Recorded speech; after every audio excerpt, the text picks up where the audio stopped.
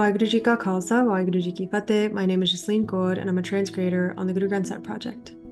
We're excited to announce the release of Guru Ramdas Sahib's Vanjara. So this composition is revealed in the musical mode or rag of Sirirag, which is an ancient dusk time musical mode that evokes a sense of thoughtfulness and introspection. We're usually asked to kind of take the advice quite seriously and act on it, and to foster love and devotion within ourselves, to cultivate that within ourselves. So in this composition, our minds are addressed as roving traders, and we're also kind of addressed that way as people who wander and transact in the world. And the sort of question then becomes, how does the mind stop roving? How do we experience steadiness instead of oscillation and wavering? And how do we understand what it means to be fortunate and what we ought to be trading in? So the stanza I wanted to talk to you all about is stanza 4. And the Rahau line is, Man har har japan kare, har gur sirnai baj po jindu, sab gilvik duk barhare. Rahau. As always, excuse my pronunciation, but the translation is, recite the Har Har recitation within the mind. Run and enter the sanctuary of the Guru-like Hari, O inner self. Hari will remove all sins, sufferings. So in this stanza, you'll see a lot of repetition of the divine name or attribute Had or Hari, which is the one light, the all-pervasive, the remover of suffering, the fear eliminator.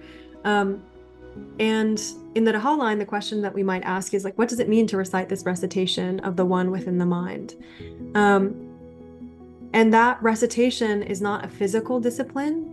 It's about a kind of contemplation within the consciousness that affects that inner self that's being addressed, or the being within the body, the life force in the body. So the Guru's instruction to us and to our minds is this: cultivate a relationship with the one, identify with the one, remember and praise the one within, such that your inner being is in relationship with the Guru, with the wisdom, and such that in the refuge of the Guru, in the refuge of the wisdom, we can meet the one. I love the imagery of run, run to that refuge. We're urged to run. We're kind of urged out of our dilly-dallying or hemming and hawing about when it is that we will finally seek that refuge. We're urged not to delay, because if we're in that refuge, if we're practicing contemplation of the one within, all of our crimes, all of our classically religious sins or transgressions or just missteps in life will disappear from us, will vanish from us. And all of the suffering that those things cause, right? These things are all kind of born in the mind and they cause us great pain, but they're taken care of when we're in that refuge. Because the wisdom does not only operate in the mind or in the body, it operates in the consciousness, which then changes the body and changes the mind and changes our behaviors. The other kind of, beautiful thing about this stanza is the dwelling on who Hari is, who IkOankar is. And the Guru reminds us the one IkOankar, own self creates, own self gives life to beings, own self takes it away, own self puts us into delusion, own self misleads us, and own self imparts understanding, right? This is the kind of play of the one. And that play might cast us into doubt. It might cast us into feeling the presence. It might cast us into forgetfulness.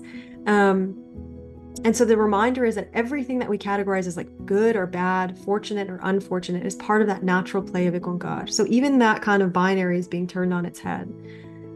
Everything that happens because of IkOankar. It happens through IkOankar, and it happens because of IkOankar. And we might know that logically and remind ourselves of it, especially when we're frustrated about our circumstances. But I think it's much harder to understand and accept through our experiences. And that's why the Guru says it's only those wisdom-oriented, rare beings who realize that the one alone is everything. It's only those who realize this. And it's those rare beings that the Guru devotes to, adores. These are the seekers who have come to an understanding where they've recognized IkOankar as all-pervading. They've experienced IkOankar as present, as ever-present, within them, their inner selves, within their minds and bodies, and in the world around them. And it's through this kind of wisdom that they bloom within. So that imagery that I really have been thinking about the last couple of months is of the lotus blooming within. The Guru says that the lotus has bloomed within, that the Nam, or the identification of the One, has come to dwell in the mind, and that this blooming has taken place. And the reason why I want to dwell on that a little bit is because blooming is not a quick transaction. I've probably said this before, but if you look at like a sped up video of like a plant blooming, the majority of that like time lapse is this thing like squirming under the dirt, like taking in sunlight, converting it to nutrients, but everything is kind of just like moving and wriggling under the earth. And then it comes out of the earth, but then even then the blooming doesn't happen. And when you watch it on sort of sped up, like the blooming is like a pop. And so this is not something that happens quickly. It's something that kind of wells up and takes a lot of effort and cultivation within. But the thing that's really beautiful about that imagery too is also that like lotuses bloom and thrive in the murkiest and muckiest of waters, right? Like even in the worst situations or scenarios, the least fortunate environments, we can also bloom through the wisdom. This is not a thing that's only accessible to those who have quote unquote like good fortune in the ways that we understand fortune. It's accessible to all of us. And the lotus transcends kind of the impossibility of its surroundings in a way that we can also transcend the impossibility of our environments or our surroundings or our circumstances. The lotus is also invoked in classically religious paradigms as kind of like a symbol of enlightenment. And the thing that's really cool here is that in the Guru's paradigm, enlightenment is not about particular disciplines or efforts or rituals or even like good fortune by birth or by circumstance or positionality. Enlightenment in the Guru's paradigm is just that the One has come to dwell in the mind, and not even like literally come to dwell. It's that we've been able to feel that constant dwelling that's always been there.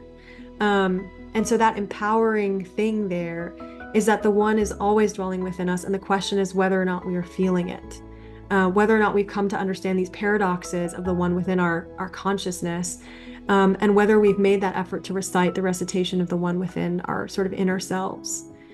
So there are 6 stanzas. I encourage you to spend time with them and think really sort of personally and sort of dwell in that introspection that Sirirag asks of us to wonder what it is you're transacting in the world, what it is you want to be sort of trading in, how you feel you understand good fortune maybe differently than you did before, and how you understand what it means to run to that refuge, to stop wavering, and to think more deeply about what you're accumulating and what you'll take with you when you go. I know I'm thinking about those things lately. So, Waheguru Ji Ka Khalsa, Waheguru Ji Ki Fateh.